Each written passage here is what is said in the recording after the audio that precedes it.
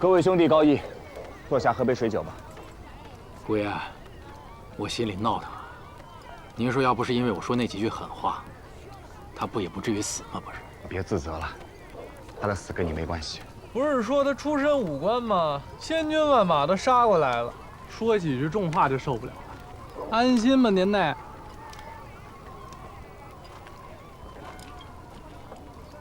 兄台高见啊！还未请教台府啊。上礼下卿，赵钱孙李的李，卿子卿尊的卿。在下古平原，不幸今世无古钱的古，上平下元，平原君的平原。还未请教家世。家父上万下堂，小商人。京城里万堂，这要还算小商人的话，天底下可就没大商人了。那你要谁敢动？哎！我吹你！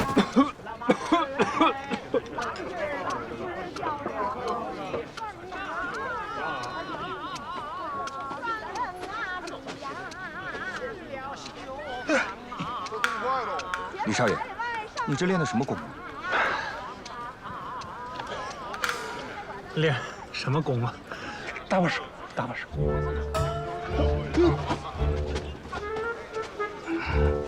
你衣裳呢？刚才进去耍钱，让人当了洋果了。我明明是对虎头，对面是对铜锤，哎，他愣说关外就是这般玩法。银票搜了，衣裳也给扒了。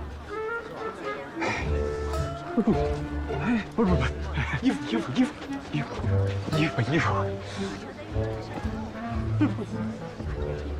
跟我进去，再把衣裳赎回来。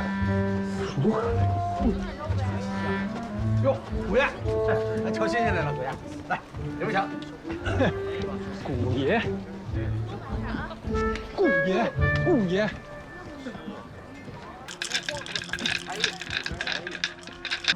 你刚才就是被这大哥骗了钱啊？就是他，他是我们这有名的恶人。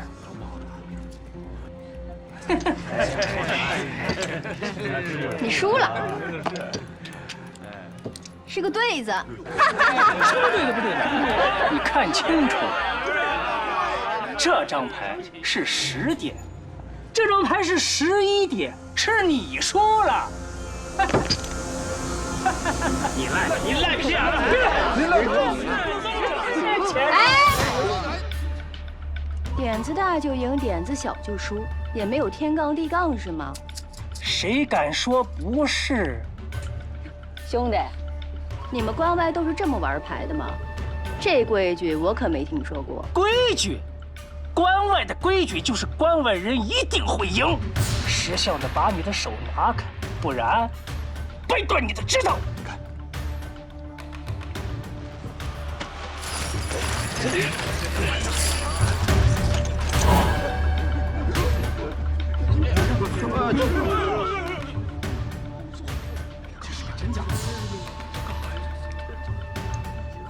按照你们关外的规矩，是你脑袋硬，还是我子弹硬？怎么？我是厦大，有种你就开枪，开！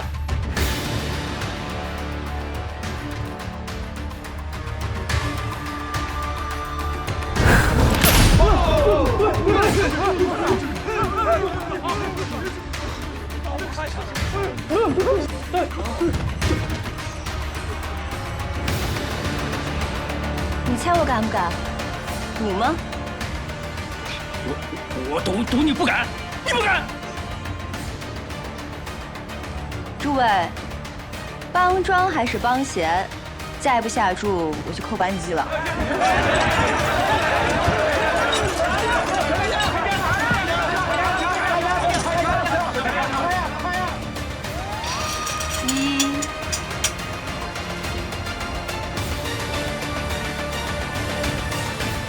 2。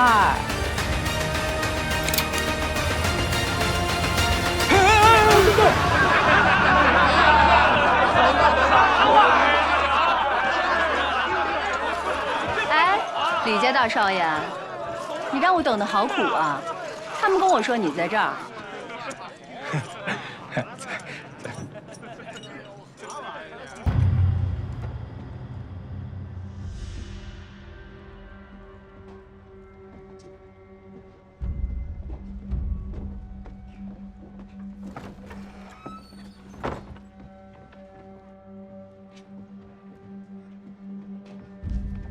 苏小姐，有什么需要效劳的地方，尽管开口。这是我当地的好朋友，武兄，他对宁古塔的事儿熟得很。我在这儿的马场买了300匹马，需要运到中原。古先生有什么好办法？买马，为什么要来这里啊？要是论耐力，穿马、颠马都挺好。难道你要买的是军马？还不知尊驾是谁呢？我敢说，你敢听吗？这个雇大船从海路上走便是。这马要运到南边儿，坐海船岂非越走越远？马运到南边，你是？我怎么？武先生怕了可以先走。你是反贼，我是流民，没什么好怕的。顾兄，你不是想帮那对母子吗？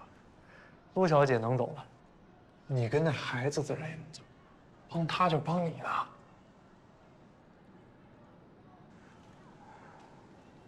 还不知道苏小姐具体要把这些马运到哪儿？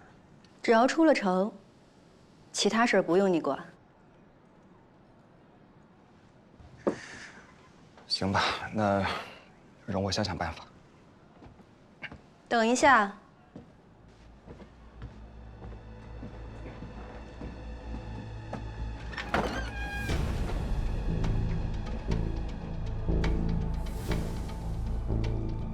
辛苦古先生。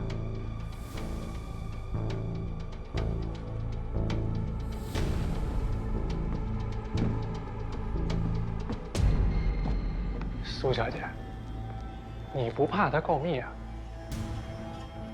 要不是我给他开门，他早被打成筛子了。这个人是个聪明人，你那朋友该到了吧？苏小姐在吗？古兄，进来吧。进来，进来。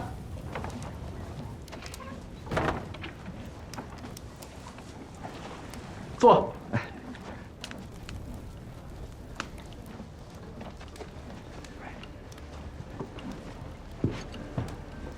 有主意了？啊，主意倒是有了，不过咱们得先说定了。你讲，能答应的我自然答应。出宁古塔或许是有办法，只是出了城以后，你打算怎么走啊？我自然有办法。这可不行，你得给我指一条踏实的路。你这300匹战马，出了城以后，过哪个关卡都不容易。再说了，我还带着个孩子，我不能稀里糊涂的就把小命给丢了，是吧？哎呀，顾兄，我看你这就是害怕。我九死一生来到宁古塔，死我倒不怕，只是家中还有老母和兄弟，我不能因为伙同你们而连累到他们。你得让我信你。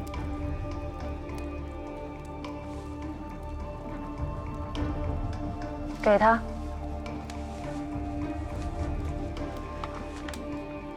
辽阳卫的守将是我们的人，他已经给我们准备好关防。我们出山海关入直隶，下山东，坐船回南。如此便好。古先生不如同我一同回南，比留在中原要好得多。我不做反贼，这2个字很吓人吗？你宁可在这当奴才，也不肯为我效力。人各有志嘛。顾兄，你现在是个留人身份，谁敢收留你？谁敢保你？你想读书考不了功名，想做买卖，你连个籍贯都没有。你现在这样，你敢回家吗？天地之大，无处存身。这话见得明白。回到中原做个黑人，担惊受怕的活着，值吗？实不相瞒，高堂老母体弱多病，我若在这里一直待下去，怕是都没办法见他最后一面了。当年我在考场受辱，我的冤情也得查清楚。大丈夫岂能空劳于此啊？若苏小姐此次可以帮忙，我古平原定当结草衔环以报。好，古先生这句话我收下了。一点见面礼，留着防身。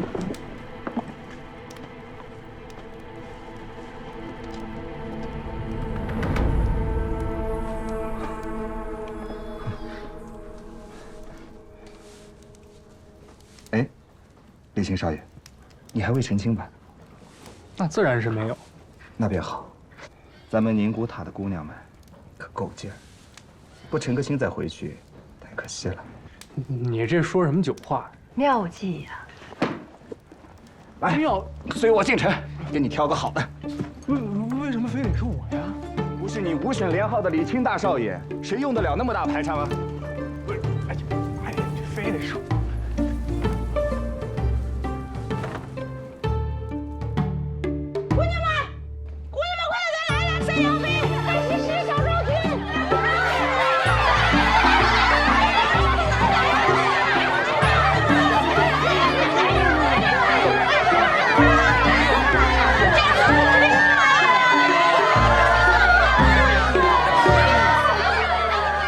冷静啊，听我说，这是京城五省连号的李清大少爷。昨天晚上，他得了一梦，说非要在你们当中选择一个做他媳妇儿，还要带回京城做少奶奶呢。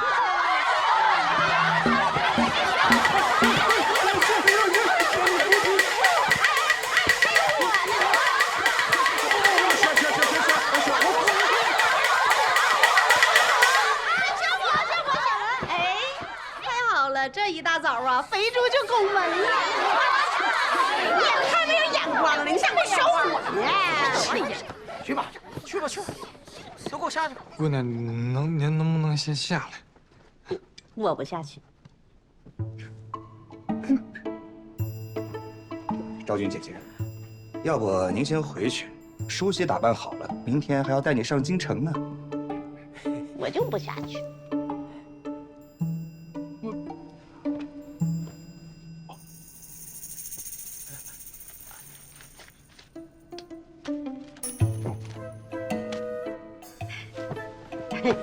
这还差不多。我跟你说呀，你可捡着了。我这一走啊，这宁古塔大半的老爷们儿都得哭死。差不多吧。李大少爷，我去布置洞房，少赔，回去。哎，我把卖身契还他。回去。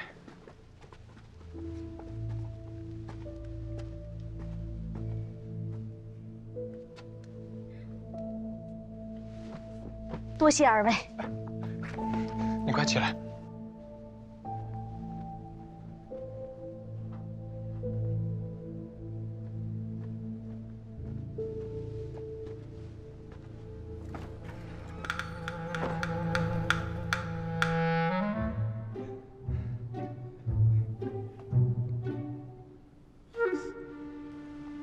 哎呦，我死了，算了。温柔乡啊，看来你是舍不得走了。滚蛋！同志，一路下去便是辽阳，咱们就此作别了。你不和我们一起走？昨天我让那姓徐的吃了个大亏，他一定不会善罢甘休。我们若在一起，只怕到最后谁也逃不了。顾兄，李公子，倘若这一次可以侥幸活下来，咱们中原再见吧。李兄，那就麻烦你照顾苏大嫂和她孩子。你放心吧，我都安排妥当了。我把他们娘俩放在京城的药铺里，买个身份，让孩子当个学徒。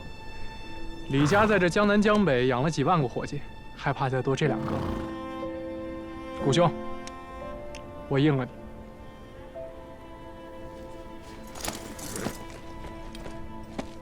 别走！你倒是说句话呀！那徐管带要追上来，你能护着他吗？他现在自己走就是个死。一报还一报，这2人我带走，可把情分还完了。要护他，除非跟我回南。先走一步。哎，苏小姐，顾先生，等一下。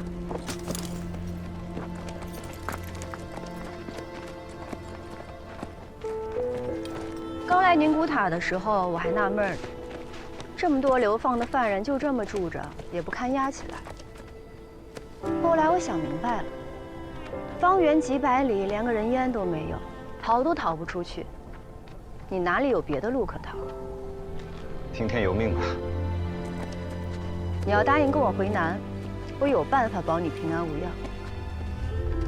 我若是在宁古塔还有机会回去，但若是做了反贼，就真的一点机会都没有了。苏小姐的一番美意，我心领了，咱俩的账清了。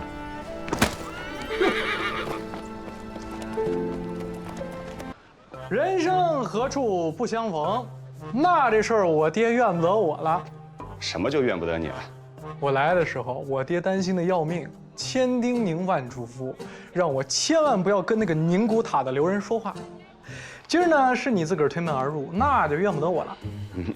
苏小姐呢？你见到她了？你知道吗？你们现在万元档的名声可是在平遥城都传开了。我进城的时候就听说了，大家都在等着看你的笑话。那就让他们等着。这鬼都进不来的生意那么清闲，亏你也熬得住。听说你在招好的朝奉跟伙计，招到了吗？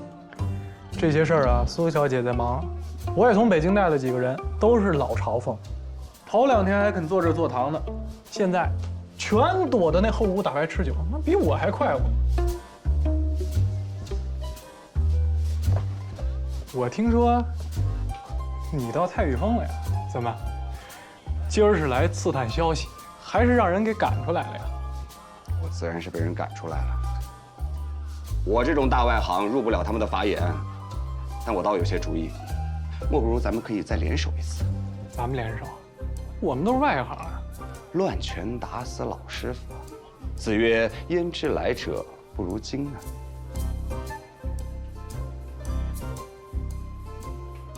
合计合计。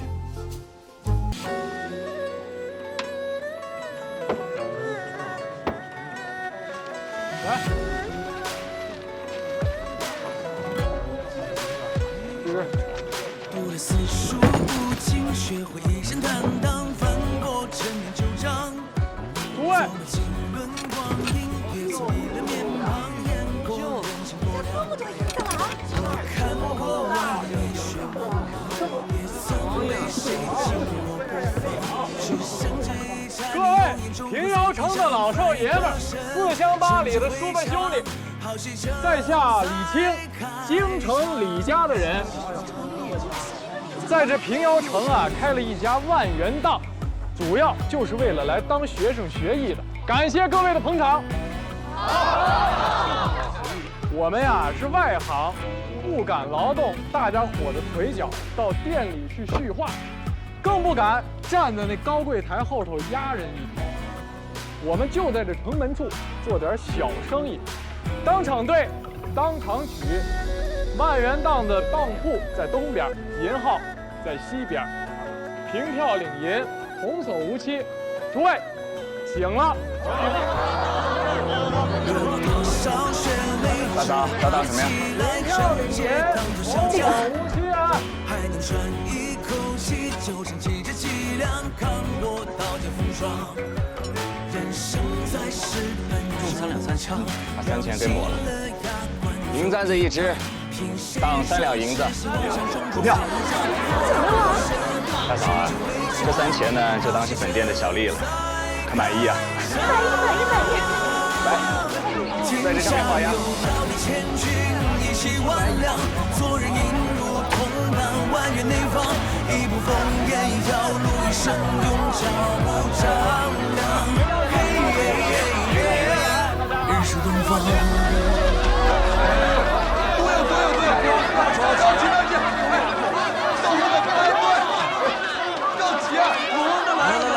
这个簪子你给他找找。都有了，有了。要着急啊！来，下一个。慢些，别着急，一个一个来，一个来。都有。有了。你看，真行啊，库里都清出来了。这个傻棒子，他跟京城来的那个姓李的公子哥，在城门口花钱如流水，3两3千的银簪子，他竟然当了3两。天底下还有这样的买卖，笑破肚皮了。朝奉都没请，没有，你老就放心吧。哎，他一个京城来的人，敢在平遥开当铺，那不就是官老爷门前耍大刀，嫌自己死得太慢吗？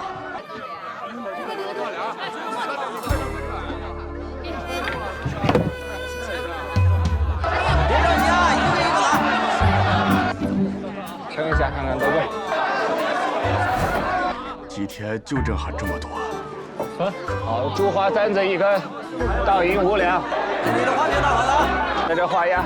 现银9钱3分，您在这儿画个10字就行。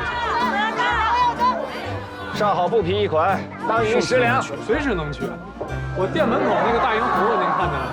我要是付不出来，您就拿斧子，明天把那银葫芦砍了扛走，我一声不吭。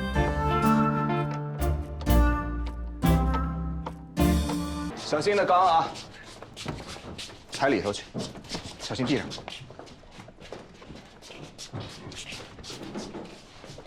好。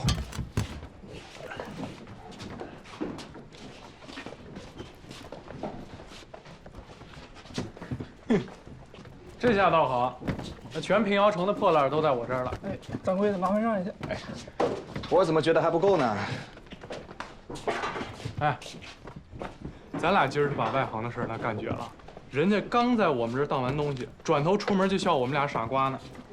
咱这就是赔本赚吆喝，纯烧钱。你要是拼不起，那就别拼了。天底下还没有我拼不起的事儿。明儿继续。今年是因为赶集，只怕到了明天，人未必有这么多了。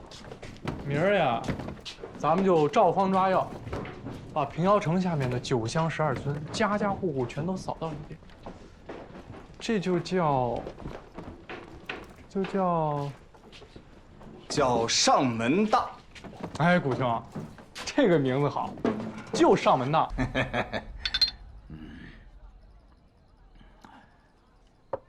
青石板上砸黄豆，硬碰硬说，两文是把城里头闹了个底儿朝天。底朝天谈不上啊，只是给他捅出个窟窿。我这个古兄弟啊，做生意那叫大将用兵。说实话，前2天我心里真虚得很。花钱租那些个仓库，里头放的都是些锅碗瓢盆，还有一堆破水缸，哎，那简直要了命了。你这个话一点没错。姓古嘞，你倒不想想，咱老包是战场上出生入死的人，万一有人把我这肩膀上的9斤半给砍了，你的1000两银子不是打水漂了吗？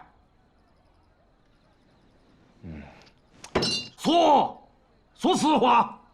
像鲍将军你这样啊，穿黄马褂、带腰刀的人，身价何止千两啊？说句不好听的，万一你要是殉国了，我捧着你的黄马褂和腰刀去到大帅的军营里，就算我出价2000两、3000两，大帅也得赎啊。贵得很。哎呀，你们2个小娃娃当真是了不起哟！我老包也算是见过天下英雄，不负此生了啊！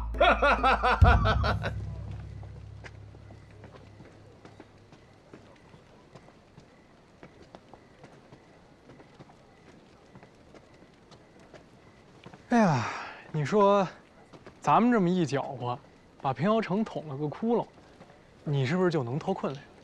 脱困？我的案子一天没消，我走到天边都是戴罪之身。要是能让受我牵连的人脱困，那我倒是死不足惜。哎，你别瞎说。实在不行，你就跟我回北京，我爹总该有办法。李百万这3个字儿，那可不是白叫的。他认识那么多王公大臣，帮你洗脱罪名倒是不难。大不了我跪着求他。哎，男儿膝下有黄金，你这叫什么话？和你一起做生意，那我心里是痛快的很。你要是被官府抓了，又得给你送回去了。你还是离我远一点吧。你知道我是什么人吗？你了解我犯了什么罪吗？现在和我走得近的人，都已经被我连累了。咱们呢，桥归桥，路归路。其实，我挑你整出这么多花样来，无非是想互相利诱。你可以在山西立足，而我呢，可以把我想救的人给救出来，仅此而已。至于做朋友，我没这个资格。先走一步了，李清雄。古。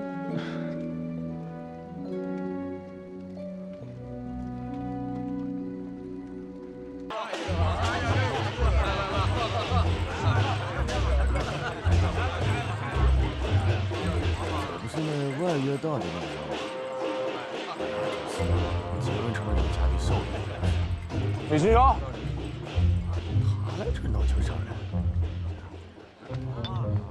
哎，这怎么光有那个人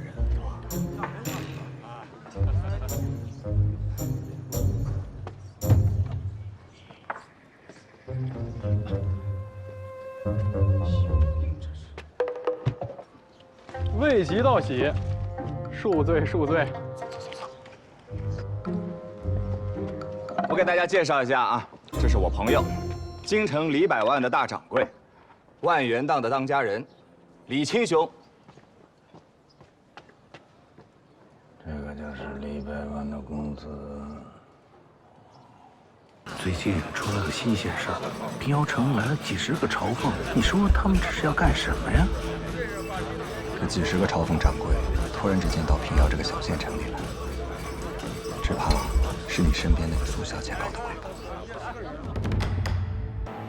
兄弟，这个女人不简单，离她远一点，不然祸迹满门。这话我也想跟我爹说，可是他不听我的。你呢？我什么？你当上这太宇峰的大掌柜。这多少人眼红的位置？除了河东老八家，实力最雄厚的就你们这位王老爷子。你这是打算做此官守此礼，从今以后开始和我作对是吧？逢场作戏，如此而已。干脆呀，你辞了位置，到我万元档来，或者我给我爹写信，把你这罪名抹。反正你在这儿做一天掌柜。我心里就不舒服一点。万元档不想有你这么个敌人，我也不希望有你这么个敌人。你的美意我心领了，只是眼下还有事情没做完。有一天走投无路时，你莫忘此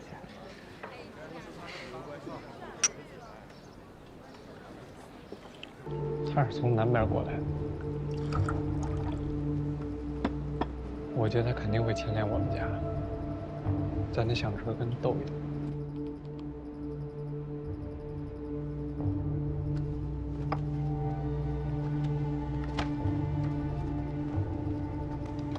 苏小姐，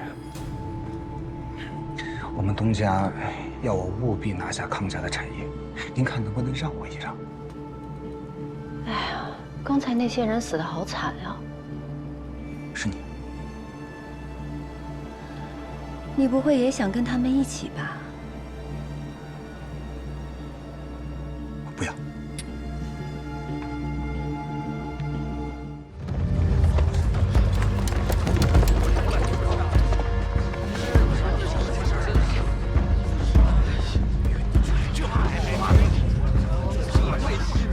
王爷令，今天喝酒的各位一个都不能走。康家的产业卖不掉，军队的辎重解决不了，你们就等着陪葬吧。都坐下，继续看。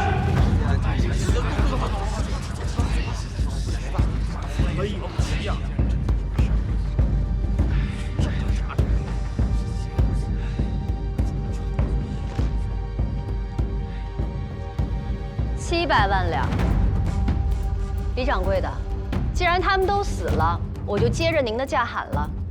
好，好聪明。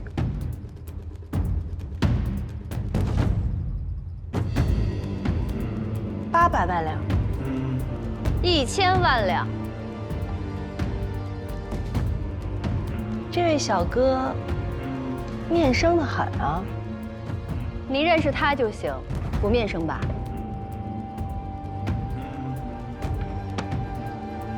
？1100万两。诸位，我也叫个价啊！我倒要看看今天会不会被人弄死。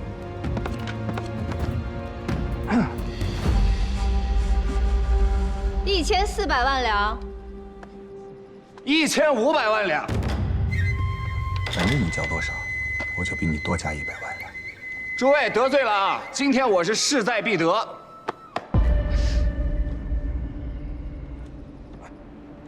快点，还有没有？2000万两。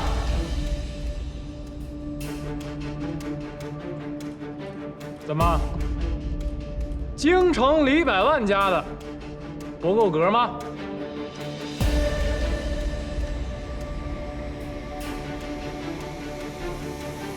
你也要加入了是吗？是啊，这么热闹啊！但是你不会把我和谷兄都这个吧？你想干什么？我和你想的一样，我也想捡这现成的便宜。 你不是说帮我忙的吗？哦，哎，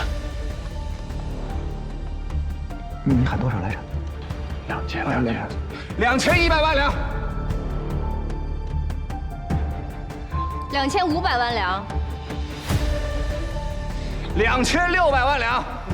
你把王天贵的骨头熬成油都拿不了那么多。我要好李国，跟我借他。 我这是在帮你爹办事，你搅什么？2600万你能买个开心吗？你知道我最想要什么吗？我就最想看你跟我爹垂头丧气一次。幼稚。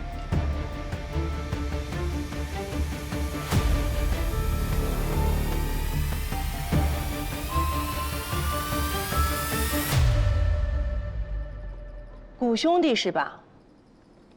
请过来这边。诸位，如果没有什么异议的话，那康家的产业就属于太玉峰了。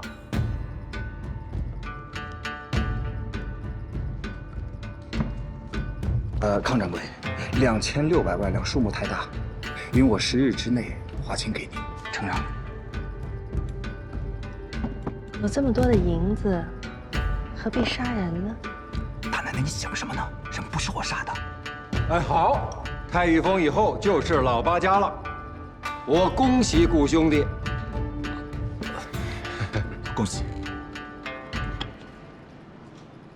王爷到。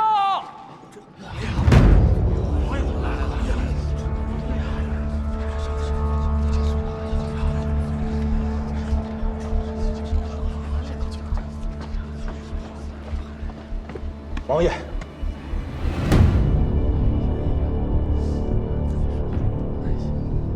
如今叛贼猖獗，朝廷又催得厉害，可是没有钱粮，兵马难行，你当不起这个罪。小人正在变卖家产，10日之内一定偿还辎重。10日，这就是老八家。哼！ 国难当道，一个个在这里斤斤计较。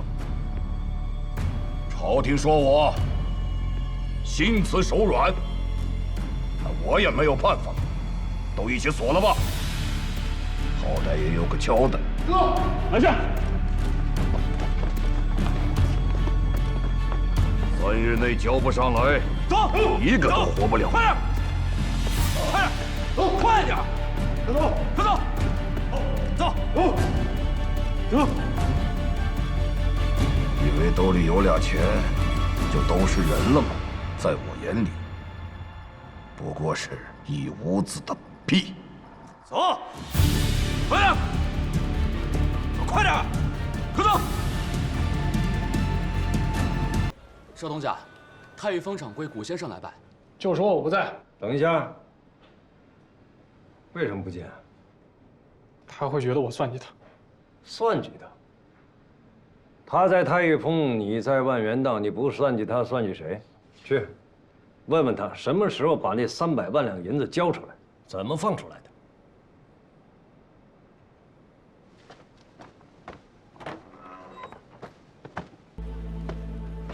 顾兄，你知道？你不用说了，我是来给你们送行的。送什么行啊？令尊做出这样的事情来，把山西上上下下的票号的人都给得罪了，他还能待得下去吗？大好的局面，毁之一旦。我爹这次进山西是做了周密准备的，我看你还是干脆投过来。他这么做虽然不光明磊落，但是在我看来是没有破绽的，你们抵抗不了。耍这种手段做生意，我是不会服气的。我不管他实力有多雄厚，在3个月之内，我要让太平号在山西关门上锁，不然我心倒过来写。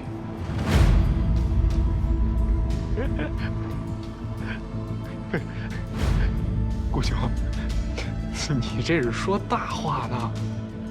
你爹凭的只是一股霸道，但天底下做生意的人，以信为本，以义为根，以流通为手段，以方便为路径。这些错，他全都犯了，注定走不长远。怎么样？他说你3个月之内一定会滚出山西。你怎么说的？我还能怎么说呀？这么强取豪夺的事儿都干了。我说他们老八家3个月之内一定会被太平号吞掉。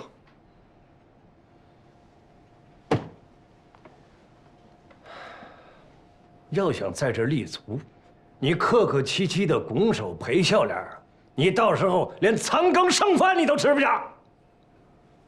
这什么地方？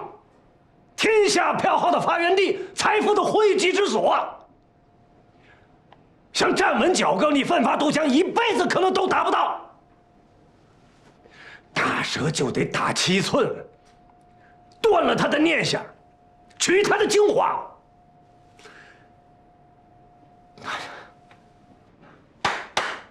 少爷，这才是真见识。我要是你，还做什么生意？即刻回家，好好在老爷身边待2年。天下还有谁是您的敌手？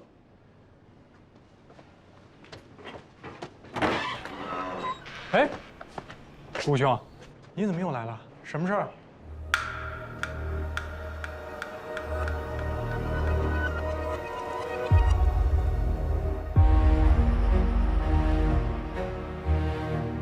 老八家有一句话，要带给李万涛：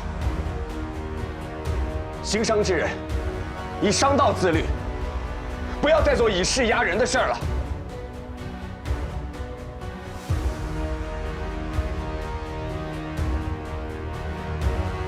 成教。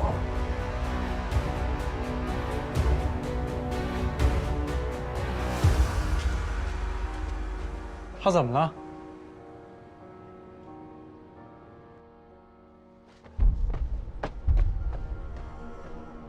现在太尉峰门口有咱们的人吗？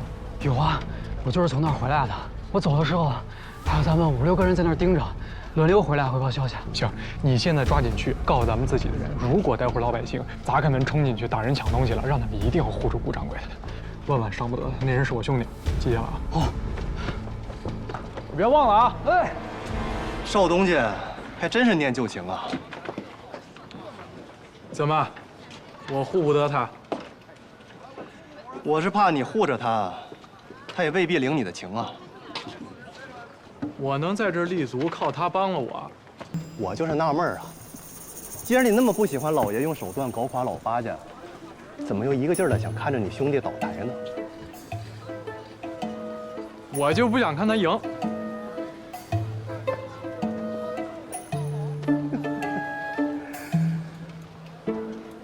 李信兄，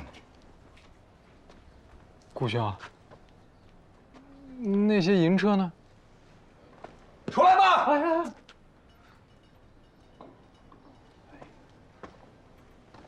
开个玩笑而已。这天底下做生意的最讲究人缘了，哪能真把人往死路上逼呀？是吧？得罪了，我们会给你点时间，让你体面退场。得了吧，贴告是吧？咱们准备回京师，把平遥的账都收一收。哎，那什么，老八家让我问你一下，600万两银子是装银车呀，还是要银票啊？我爹说了，留在这儿，当结个善缘吧。难怪。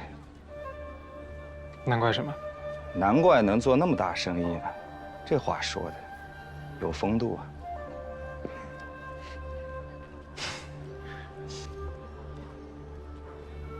你是夸他呀，还是骂我呀？不过有件事我真的不明白，我到底输哪儿了？你给我解解惑。哎呀，你太抬举我了。我回去好好想想吧。等你去京城那天，我当面跟你说。顾兄，你现在是古大掌柜的山西票号的第一红人，羡慕啊！我只是个唱戏的，当不得真。现在除了这身衣裳，连个身份都没有。你就是缺个身份，可我除了身份，什么也没有。这次大家各为其主，你莫怨我。我不怨你，怨你我就不来了。其实我盼着你赢我爹，他跟官儿走得太近了，老拿权势欺人，不是正道。你是这么想的？嗯。可是我也很矛盾，我就想好好做个商人，好好的经商。可是有我爹这种人在，我就觉得我赢不了。你能这么想，我很高兴。可是究竟哪一条路是对的？你问我也是问到于盲了。我哪算什么真正的商人？你还不算商人，那老八家那些老狐狸能白白捧你做总柜？有话不说可就不仗义啊！行啊，还记得上次我与你说的道心吗？天下百工百业，士农工商，不乏佼佼者，更有人可以扬名于万世，不为读书人。就好像影视有陶谦，木匠有鲁班，咱们做生意的有白圭范蠡。他们能做出那么大的成就，应该就是孔夫子说的“近乎于道”。那么这个道究竟是什么呢？它是一个道理，一条道路，还是可以囊括天下万事万物的一个宝藏？我常常夜不能眠，在想这其中的秘密。想不到古大掌柜的还是个求道之人啊！流放犯古平原，读书人古平原，还是现在的古老板，到底哪个是真，哪个是假？又或者都是真，或者都是假？你就别给我打哑谜了。既然学着经商了，我就在想，商之意图，大道何在？古人说大道至简，那就应该是最基本的道理。最基本的，无非是信和义两点。人至诚则至信，至仁则至义。所以经商之人要把诚信和忠义当作生命去捍卫。这话说着有些迂腐了，但一旦做到极处，就好像今日这样，老八家凭借其信誉，白条入账，头寸调度越发灵活，而天南海北的银子因其守信，因其便利，被源源不断地存了进来。这就是信义可行于世的证据。这世间有些道理看似简单，但若不去实践，就永远无法知道它的妙处。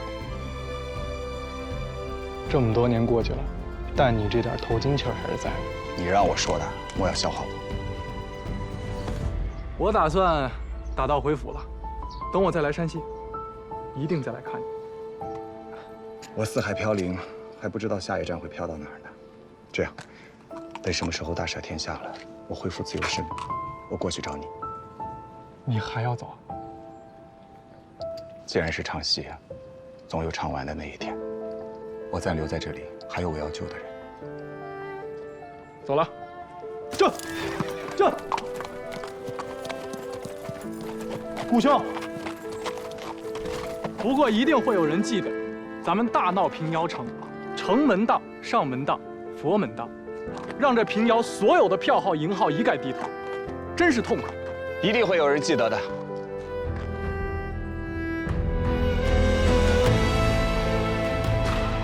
这。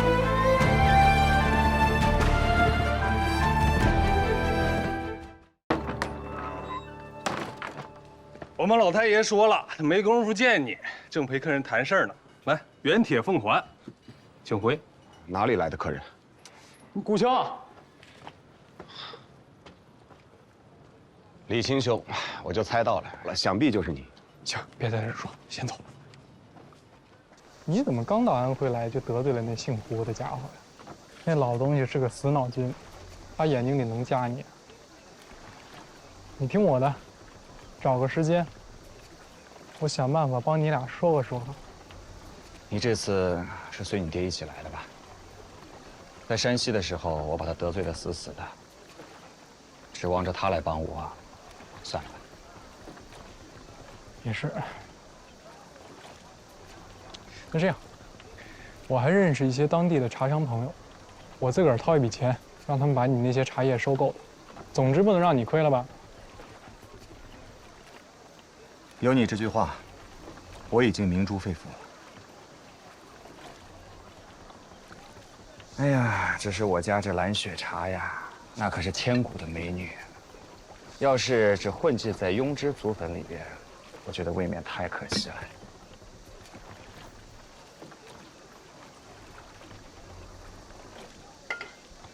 来，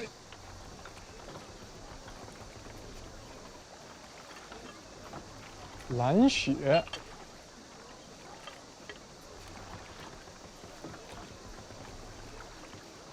如何呀？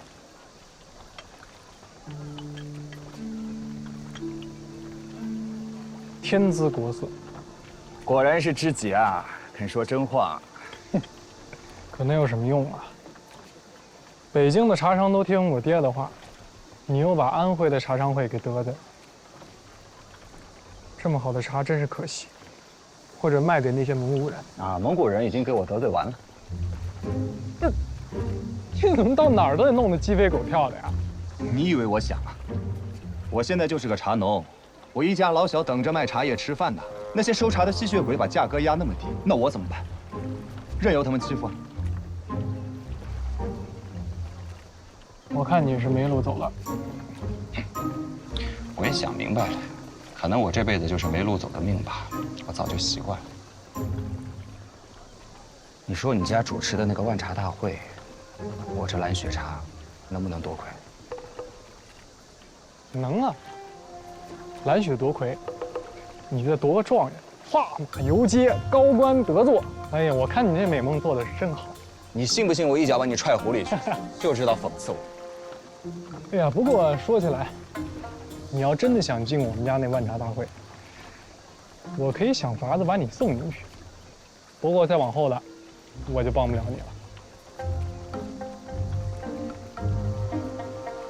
反正我没路走，我也不怕，就指着你了。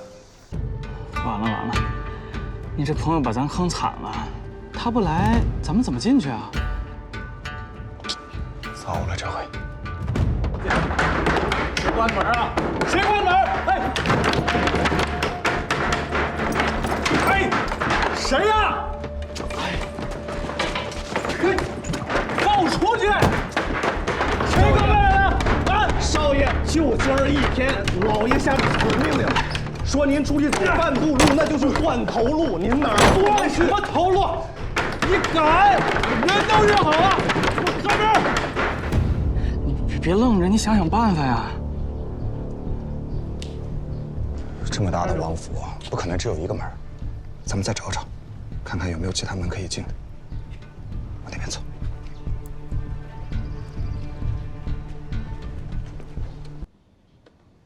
怎么了？您还问我怎么了？您为什么要把我像狗一样锁屋里啊？还拿木条把窗户都封上了。你真想知道？想知道。行，我说实话，你也说实话，谁也不许骗对方。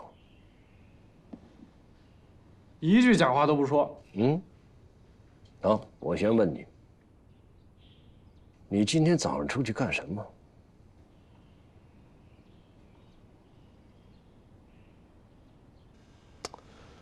你要想听真话，你也必须得真话回答。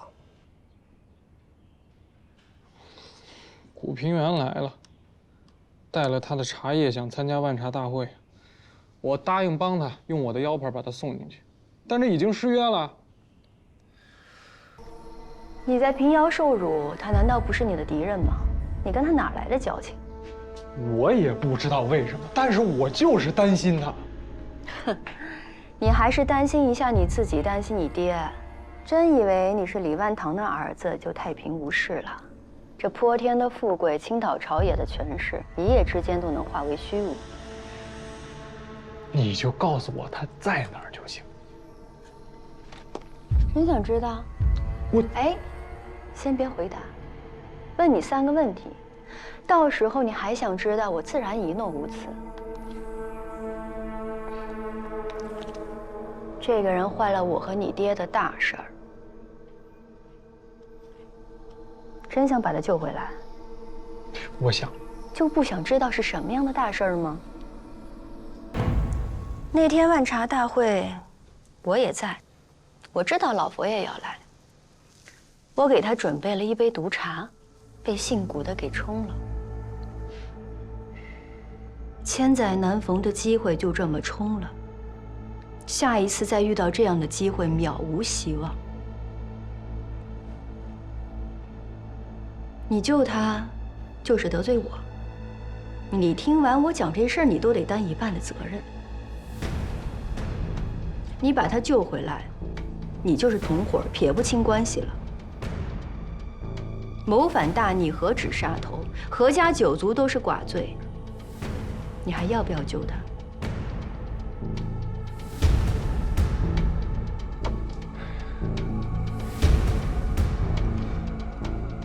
我一定要救他。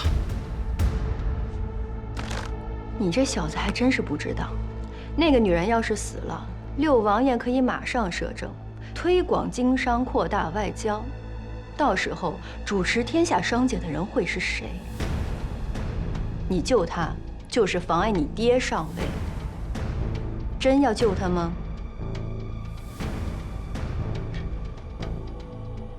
你说的这些大事儿，我管不着。我只知道，我就这么一个朋友，我一定得救他。古平原死了，大家都安静了，只有你惦记，没人在乎。这个人智谋算计、心力手段都在你之上，绝非池中之物。一旦他得了势，你根本不是对手。你要给自己留个底任吗？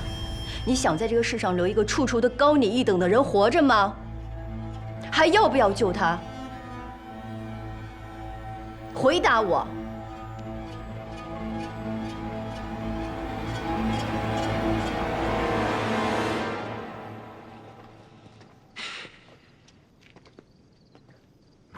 李公子，谁呀？您是北京李百万家李清公子吧？我们在山西见过的。我四处在找古先生，您知道他在哪儿吗？你认错人了。哎，你是？我是常玉儿，常四爷是我爹，我们从山西茶商会押货至此。我想见他。我能相信你吗？你知道的，他为了救我爹是何等的不顾性命。我不知道他在哪儿。哎，你告诉我。要是他已经死了呢？他若是死了，不会不同我告别啊。我没梦见过。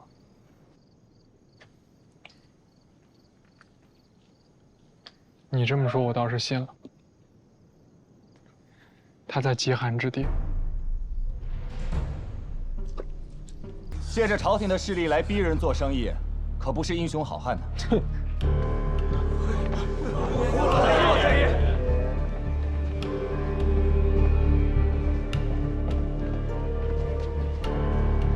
我一猜就是你。上次你通知玉儿他们过去救我，还没有来得及当面感谢。感谢就不必了。怎么，你下定决心要趟这趟浑水了？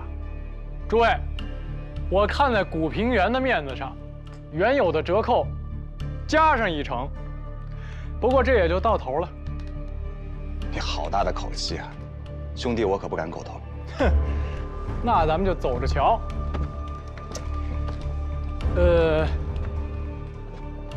我在客栈再住上3天，然后就回京师。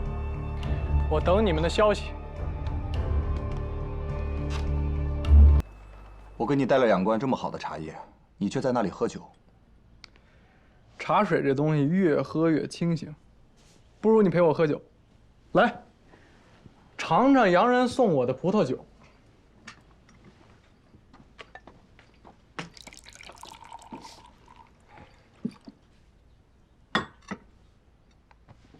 有这种好东西，尝尝。你若是喜欢呀，我这儿有的是，我派人给你送家去几桶。那你不如再帮我介绍几个洋商。我给你介绍，我爹不得活活把我打死呀？那我不成了吃里扒外了？你爹每次对付起我下手都够黑的，怎么说我也是他晚辈。要我说呀，我爹对你可够客气了，一点儿都不黑。那万茶大会，我爹花银子跟泼水似的，好容易搭起个台子，嘿，结果整出戏让你一人唱。他那不是恨你呀，他是想生吃了你。我看你老兄这回捅了马蜂窝了，那么多的茶商，那么多的银子，全都便宜安徽茶商了。什么天下第一茶，我听都没听说过，你不跟我开玩笑呢？我爹昂首挺胸来了，垂头丧气走了。要让人说上一句“哟，李100万原来也有靠不住的时候”，那不会了。他不收拾你，收拾谁呀？他没法交代。唉。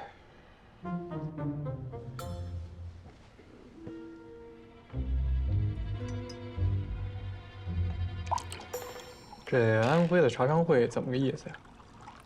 下定决心要跟李家翻脸。你爹也太狠了，2折的价格收人家的春茶，功夫钱都不够。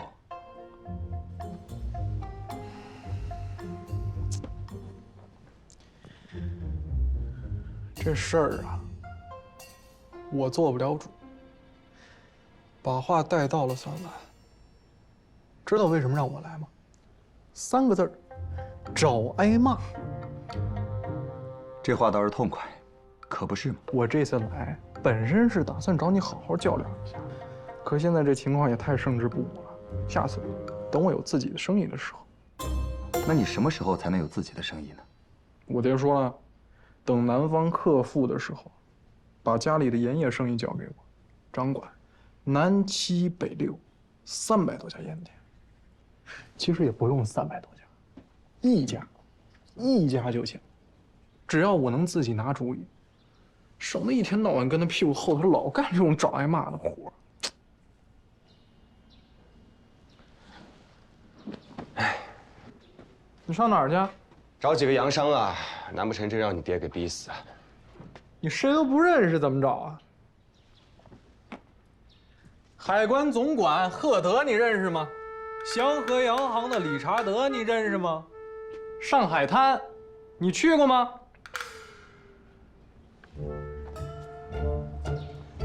要我说呀，你听我的，老老实实买根绳子，在我们家门口这房梁上吊死。我拿你尸体呢，给我爹去解解气，我保证厚葬你。等你有了自己的生意，你看我怎么收拾你。慢走不送啊！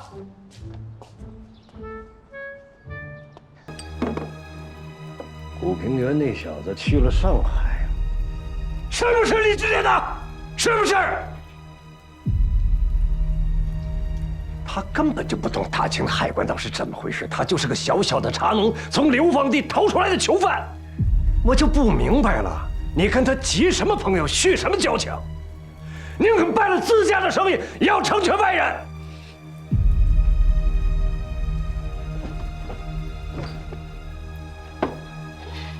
古会手，兄弟，在下有礼了。太甚云天高义，古平原拜谢。哎呦，哪里哪里。哎呀，我来这儿还真不知道天下有这么大的船。哎，那老兄呢？他说想开洋荤，随着人家的船去趟印度。嚯，哎呦，那我赶紧去打个招呼啊！你们聊着。哎，古先生，哎，假装跟我说话啊，往我身后东边看，100万，那张脸呀，看那张脸的表情，比我喝2两春茶还爽。他好像要吃人一样，他也得有那胃口啊。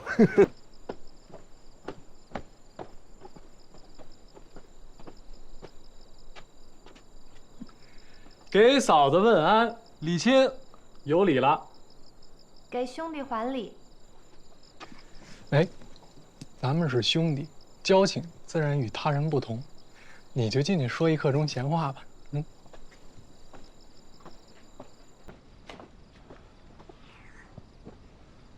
春宵一刻值千金，我是不是耽误你好事儿了呀？这叫什么话？那朋友还千金难买呢。九帅来了，他们让我去做两江总督瑞林的参谋。你想问的是这个事儿吧？南京的局势现在很复杂，这个地方现在凶险万分，各方势力都在，打下半壁江山，谁不想进去插一脚，分一杯羹啊？不过九帅血战经年，又岂肯把利益拱手让人？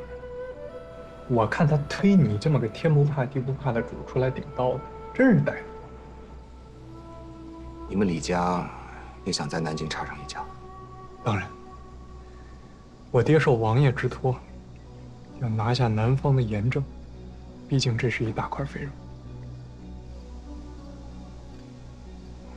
盐政乃是天下财富之根本，拿下盐政，确实是高招。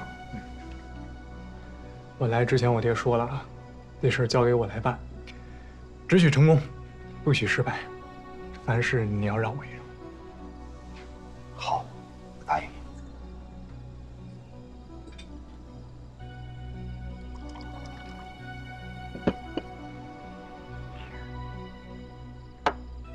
你说这话吧，虽然我不信，但这么说也不枉我们兄弟一场。为什么不信啊？我接了这差事，才开始认真的想。九帅他看上你，要用你，我爹他是知道的。他之所以把盐政的事情交给我来办，不是因为真的信任我，而是觉得把我搁这里头，你做起事情来会碍手碍脚一些。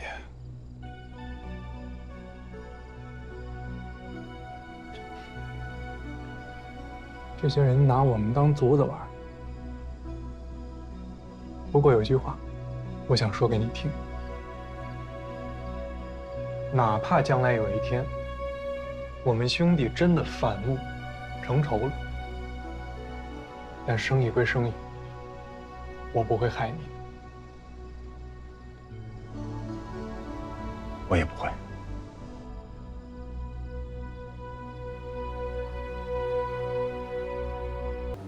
你知道吗？现在这老家伙要玩斗鸡，让咱俩先弄个你死我活，等咱俩都没劲儿了，他更不可能把盐田吐出来。你有店铺，有地契，都是你真金白银买的，你怕什么？去朝廷要跟我讲道理，我当然不怕呀。那问题是他不讲道理，那手里这东西跟一坨废纸有什么区别？看这个地方实在太凶险了，你真的别往这里扎。你倒我愿意，他把我全家都弄来了，现在不进这个斗鸡场都不行。咱们得想个招，不能让那个老家伙把咱们给玩了。但愿你说的是真的吧？你看，这老东西够厉害的吧？咱们还没有进斗鸡笼呢，已经开始互生疑心了。对啊。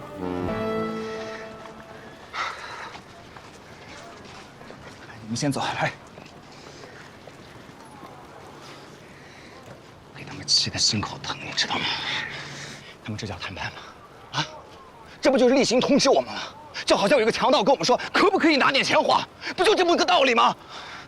想不想跟上打死他？哎，走走，回上，你搀着我。这帮米商也忒狠了，实在不行，咱俩各出一部分钱，把这米买了，赈济南通。把米买了倒简单，买到何时啊？买到明年吗？整个南通的百姓靠我们养，那你得多有钱。是，这如何是好呀？不过一朝囤积居奇，就想把咱俩给吃了，想的也太简单了。我现在有一招，可以确保必胜，但是得咱俩一块儿干。你还能变戏法把米变出来？哎，你看，以空对空，戏法人人会变，巧妙各有不同。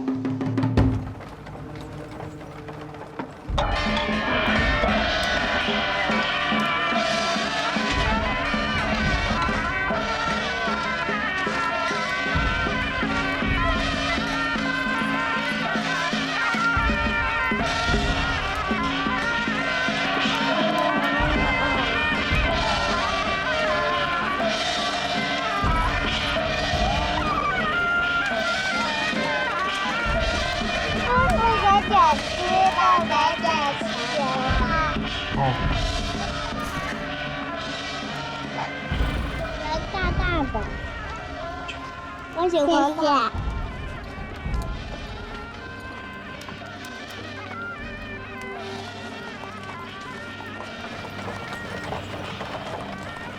我实在是看不下去了。你现在就算把全身的钱给他们也是无用。首先要把米价降下来，然后才能还这一方太平。奸商可杀，可不是嘛？哎。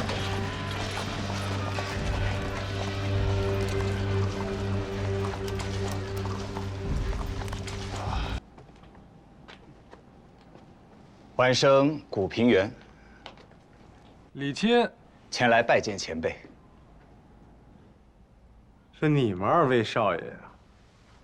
一位从死囚堆里逃回来的，一位李百万家的败家公子。你说谁败家公子呢？正是我们。还未请教老前辈尊姓大名啊？鄙人姓杨，人送外号杨千万，比你爹多那么一点而已。杨老板，您是商道前辈了，我们尊敬您，还望您高抬贵手，放南通一条活路，把米价往下降一降，我们兄弟俩也好做事。这二位小英雄，我自家的米卖高卖低，轮不到你们俩给我定价了。这两江总督都管不着这事儿啊！你这生意啊，我看做的有点忒丧良心。说谁呢？我知道你京城来的，怎么了不起啊？想和我拼钱拼银子？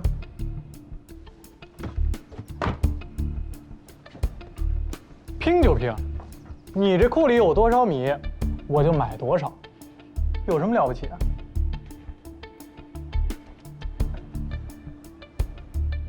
我这库里面我有5省的米商在我手里，进退我一个人说了算。你买得过来吗？天底下的买卖只要有价，那就不愁买。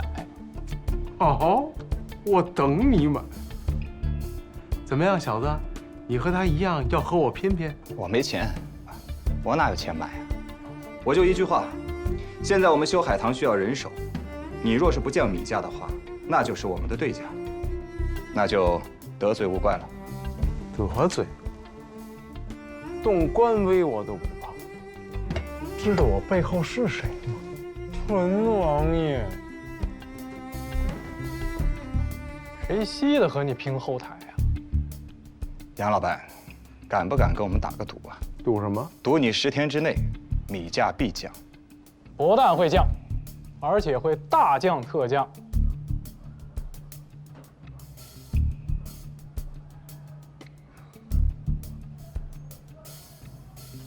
好。好。10天之内，只要我不降价，你们俩就输，对吧？对。赌金多少？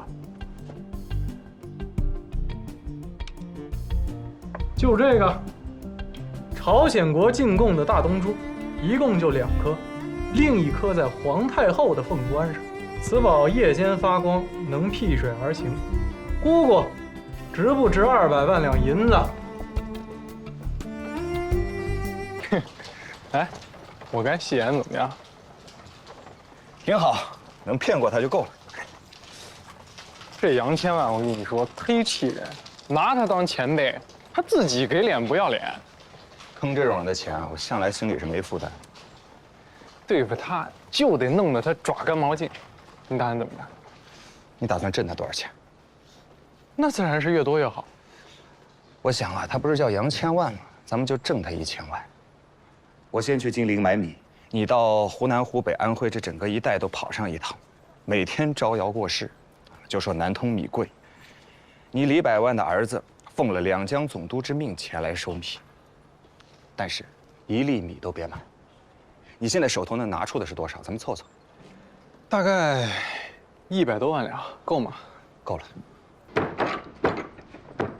谷兄，谷兄，谷兄，李兄，我来了。来。呦，好家伙，你这是喝了多少啊？我，哎，快来坐，快来坐。1斤啊？10斤？我一直喝。老二，泡杯茶来。嗯。怎么给自己喝这么多啊？我这10天简直了，一天喝4、5顿酒，和每个米商都拿这么大的碗儿喝2顿，累死我。嗯，赶紧喝口茶吧。你这立下汗马功劳的人，来。这次你的功劳大极了啊！我功劳有多大呀？还不大吗？今天早晨起来啊，我去南京下关码头，停了300多艘粮船呢，刚刚才放行的。300多艘，你赶快也跟我说说啊！不是你这边情况怎么样？让我也痛快痛快。在这稍微等一下啊。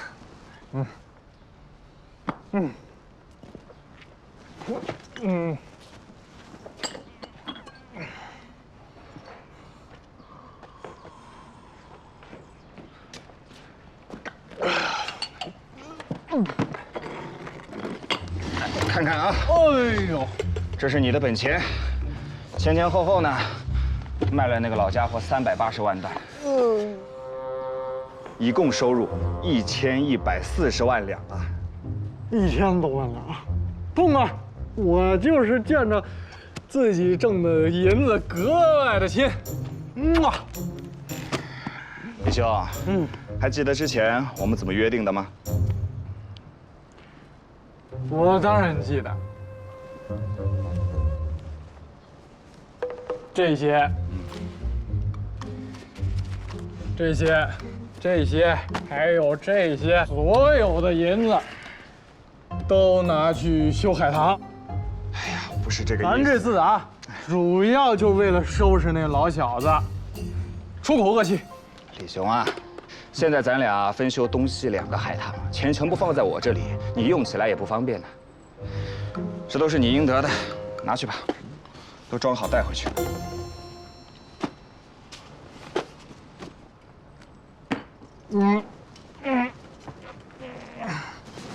哟，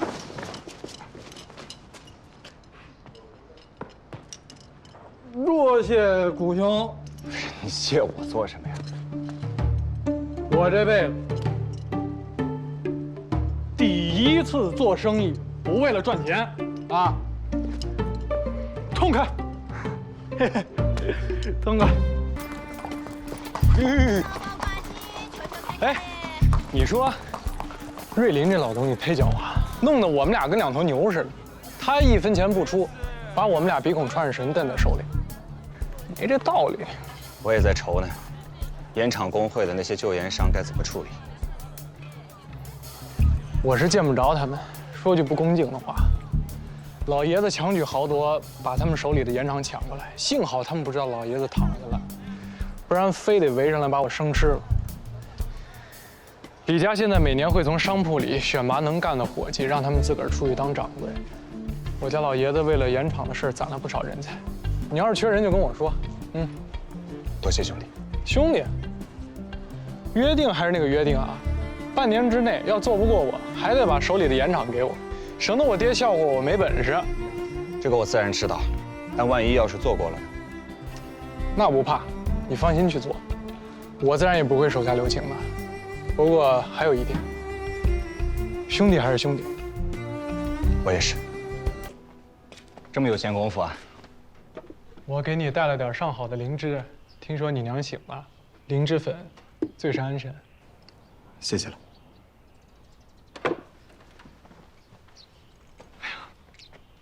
你就给我开个价，咱俩别这么斗下去了。我不想和你做敌人。我可不是你的敌人。咱俩现在都是过河的卒子，怎么退？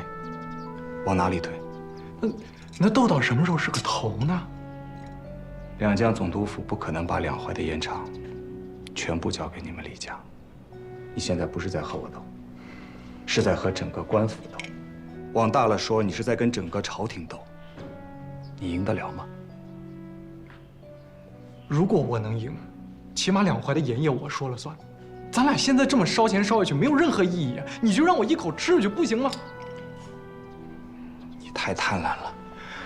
贪婪有什么错？咱们是商人呀。那有些道理，我小时候读书的时候我就明白。这些话我也懒得跟你磨叽。来，写上你要捐多少钱。我要在金山寺助捐一个水陆大法会，给江南7省的亡灵祈福。掏钱吧你。怎么脾气还越来越大了？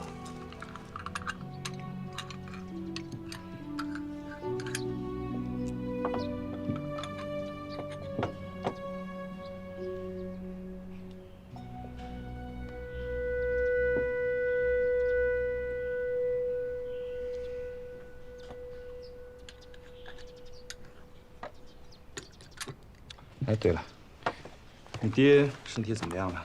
跟你有什么关系啊？哎，你等等，咱俩还是一起去一下两江衙门吧。有些事情，当面说清楚比较好。我这么跟你说，现在对于做盐，我没什么兴趣了。把你们李家收到的盐田一半交出来，和两江总督府平分。我可以马上回安徽去种茶。我把家里能挣钱的铺子关了一半，把能得罪的人都得罪了，我再把盐业交出去一半。你觉得我好笑吗？你是跟我开玩笑呢，还是要看我笑话呀？李庆，我不是你敌人。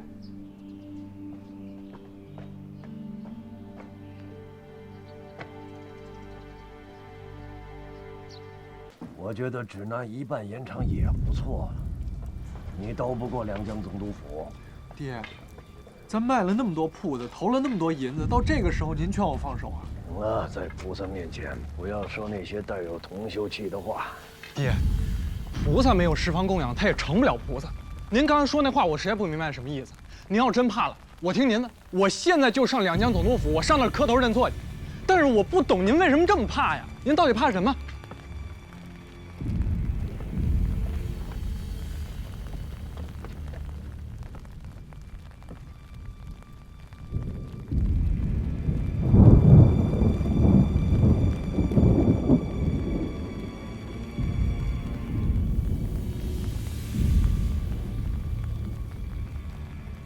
郭先生，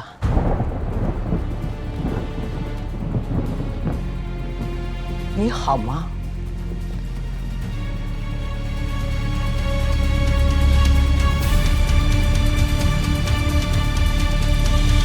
你死就死了吧，你为什么要折腾孩子啊？你就算是回来，你杀了我，你也没有必要祸害他。爹，这怎么回事啊？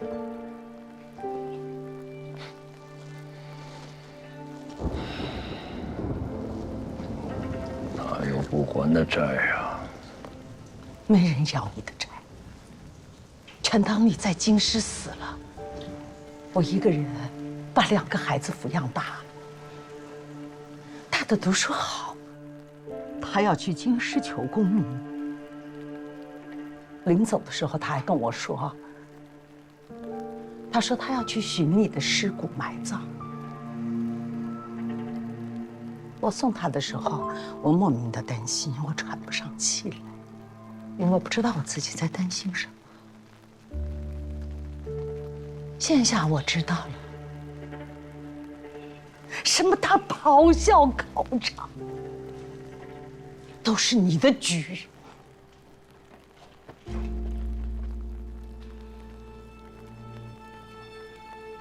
娘，他是……好好看一眼，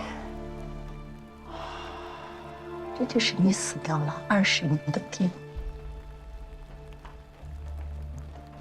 他上辈子姓谷。老太太，老太太，我爹他姓李啊，他是城南的李家公子。我娘说他是家道中落入赘来的。爹，是不是呀？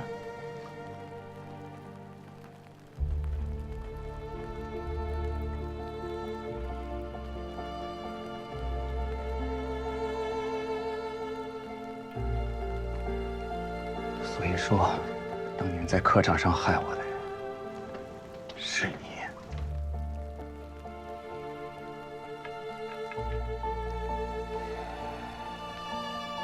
知道你来京师了，担心你要是真考上，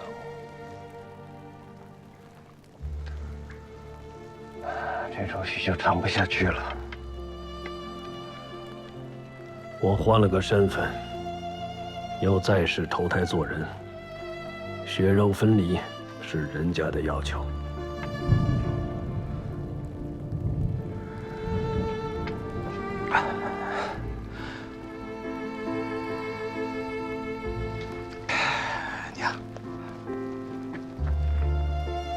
认错人了，他怎么可能是我爹呢？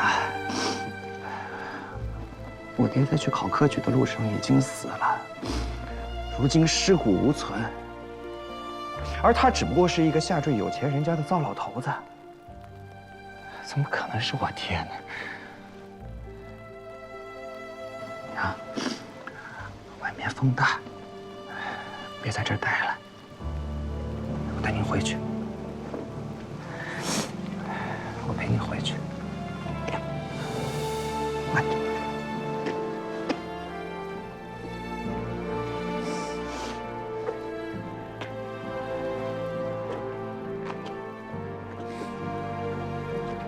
娘，稳住步子，不怕，有二子在，二子陪着你。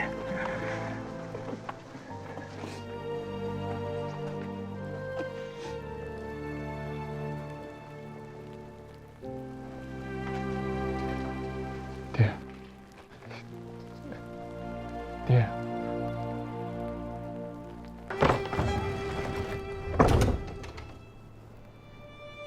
你来干嘛？你爹呢？你快走，我们不认识你。让他进来吧。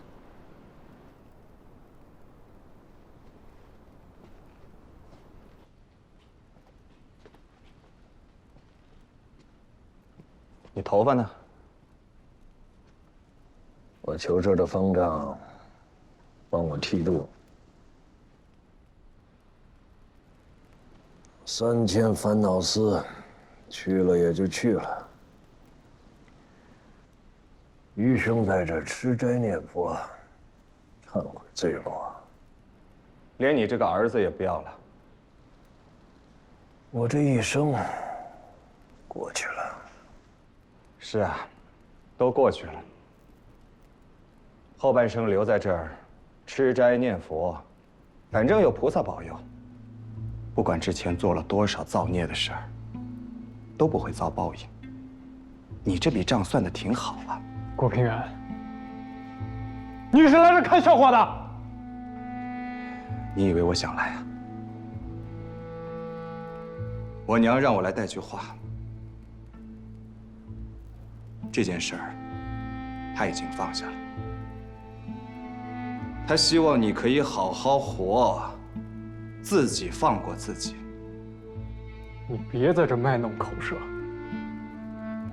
这儿还轮不到你说话。我还有一句，就算这满天神佛都可以原谅你，你原谅得了你自己吗？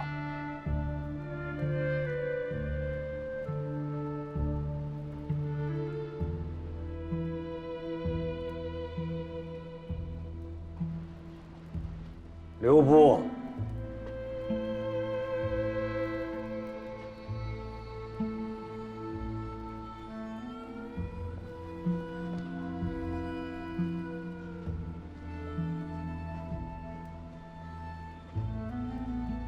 你不知道我经历了什么，兵荒马乱，没进考场就被抢得干干净净，病倒在荒野之外，染上失忆，觉得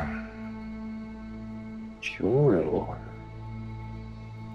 命如草芥，病死了被野狗吃，埋在路上被蝼蚁吃，心灰意冷，直到遇到你娘。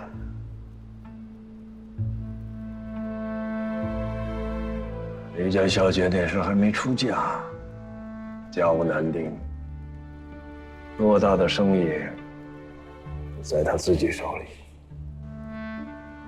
我跟她做了生平第一次生意，改名换姓，抛妻弃子，像个生来就有钱的人一样，再活一世。我想你们也不会不动心啊！我把我的灵魂卖了，祖宗也卖了。儿子，你生而富贵，这些都是我给你的，是我拿自己换给你的。这天底下所有人都可以嘲笑我、咒骂我，但是你不能。我那时候就想，就算堕入地狱，永世不出，也不能穷下去。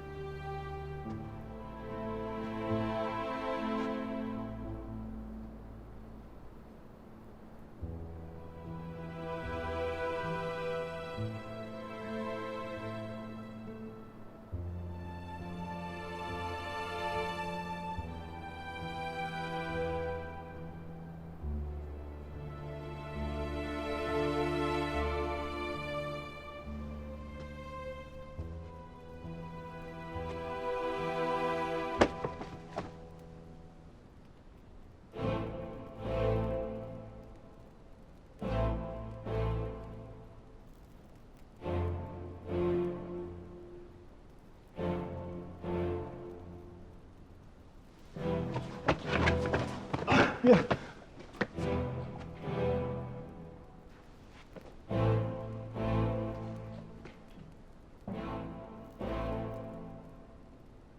你跟我说，你娘原谅我了。那我可怜你。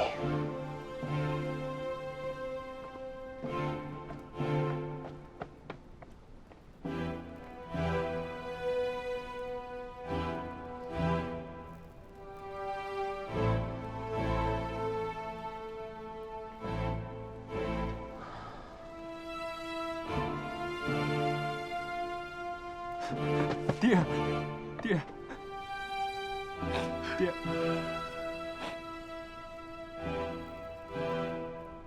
你要是不愿意在这儿待，你也下山去吧。爹，我们一起下山吧。您不用在乎这些事儿。爹，您看。你和我，咱不是好好的吗？姓古的那个混蛋和那疯婆子，咱们根本就不认识呀。他就是一个宁古塔的流放犯，一个重查的泥腿子。您是李百万呀，您是爹。您是富甲天下的经商魁首，您是朝廷倚重的红顶子的商人，爹。您把这些都忘了，您就是我一个人的爹，行吗，爹？咱们下山吧。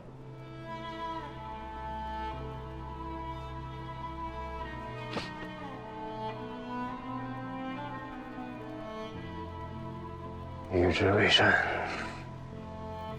岂可猜乎？我不让你跟这姓古的交往，你明白什么意思了吧？孩子，你聪明是聪明，好胜心太强。我留下的这些家产，足够你富裕一生。不要做生意，回京师去，随便干点什么都行。爹，您是让我自个儿回去？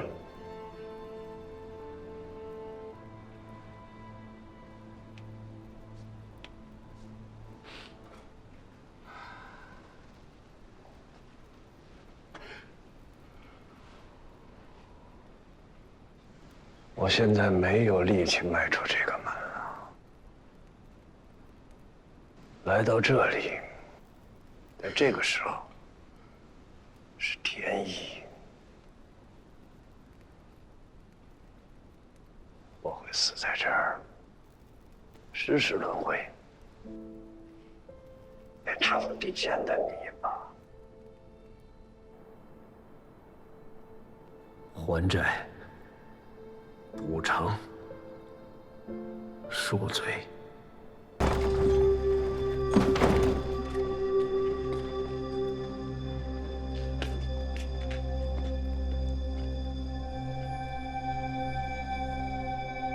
怎么了？自尽。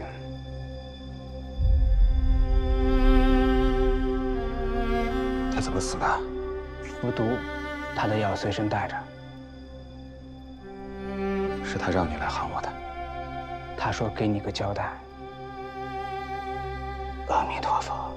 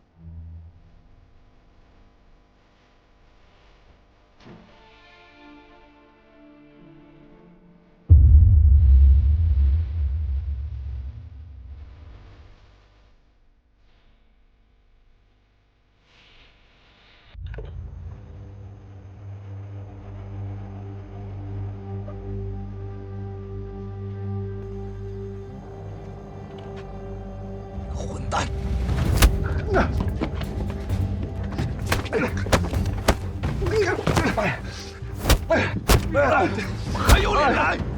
孩子，这谁呀？这是？干嘛呢？干嘛呢？你别拦着我！你别拦我！我说，你还有脸来？好了，好了，混账！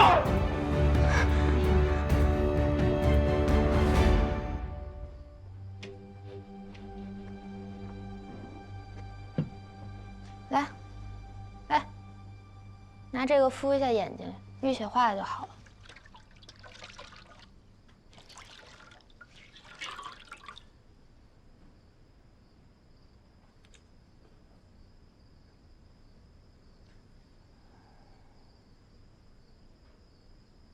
你就是懒吧，我教你几招，他早就死了。你不许帮忙啊！我帮忙，我帮忙，你尸体已经凉透了。凉了也好，你先回去吧。有话好好说啊，别再打架了。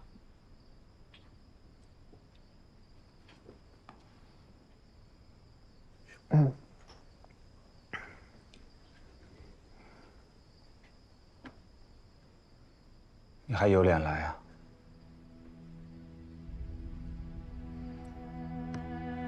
我现在不能进南京城，不知道那老家伙会用什么恶毒的招式对付我。你是不是就想看看我还在不在了？我包袱都收拾好了，随时准备去宁古塔。你去宁古塔不是挺好的吗？你本来就应该待在那儿，不是吗？你脑子是不是有问题啊？你为什么要这么做？我现在想帮你，我都没办法，你知道吗？我不用你帮我，你也帮不了我。我就是一个没能耐、没本事、被你们笑话的小孩、毛虫、汉奸，那又怎么样？你就应该烂死在宁古塔呀！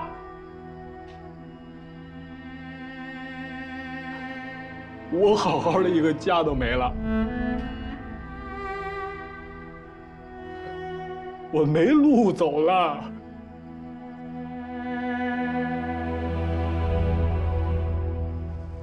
我希望我死了之后，能跟李琴做好兄弟，好好照顾他。这孩子有点聪明劲儿，就是性格太急躁。万一惹出了大麻烦，你念在当初我帮你解决麻烦的份上，顾得周全，我不会自你所记者最长远。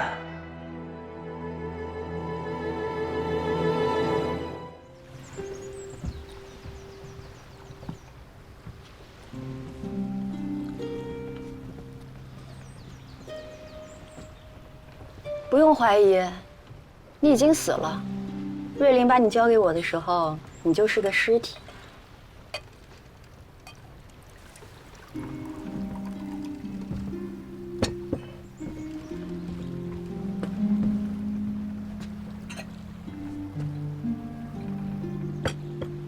他怎么来了？他自己要求的。我还以为你会在洋行里跟着洋鬼子一起混。我跟谁混也比你强。人人都知道你已经死了。死了至少不用遗臭万年。行了，你们兄弟俩上来就斗嘴，李家少爷是专门来送你的。不然呢？不然他就跟着葡萄牙船走了。为什么走？去哪儿啊？出去转转。在这片天底下待得太久了，想看点新的东西，学点新的东西。将来要是有机会，再回来吧。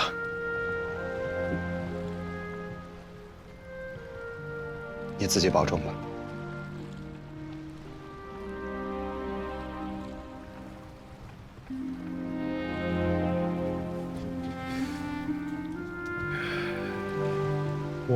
我明白。你爹娘的坟我会去帮你扫的。我还会跟你爹说你去了没。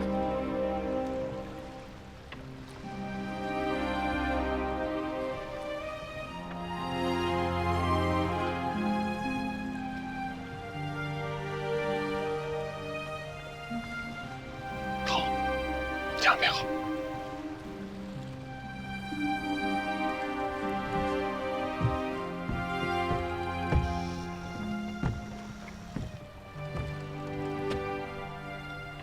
还是要回去种茶吗？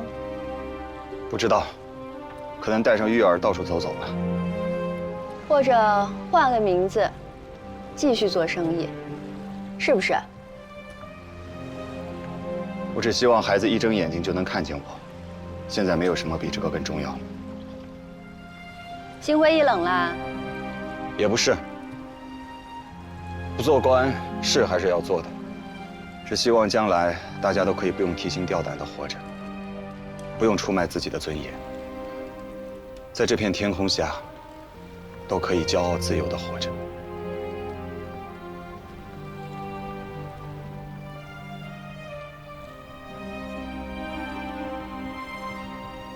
真有闯王宝藏这回事吗？